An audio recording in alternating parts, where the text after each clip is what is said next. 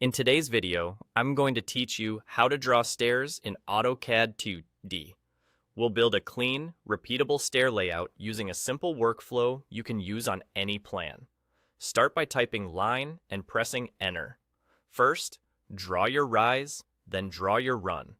Think of the rise as the vertical portion of a single step and the run as the horizontal tread.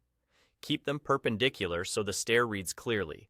If you want a little extra control, you can enable ortho mode to lock your lines to 90 degrees and use object snaps like endpoint to keep everything precise. Set the lengths that make sense for your drawing, but the key is to create one consistent rise and one consistent run that will act as your template step. Now that you've drawn these two elements, select them together. A simple window selection works well, or hold Shift and click each line. With both the rise and the run highlighted, press Ctrl plus Shift plus C.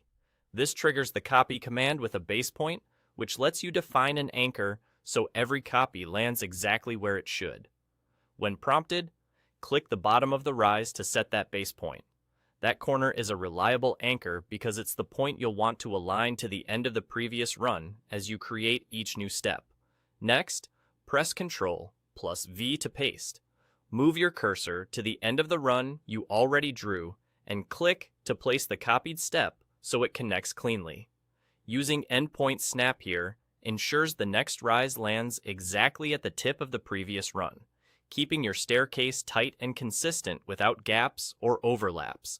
Keep repeating this paste and place action for as many steps as you need.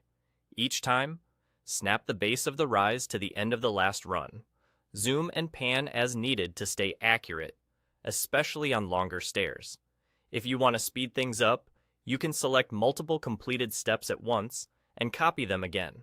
Use the same Ctrl plus Shift plus C workflow to set the base point at a logical corner, then paste the group and connect it to the last run. This multiplies your progress while preserving alignment and spacing. And there you go.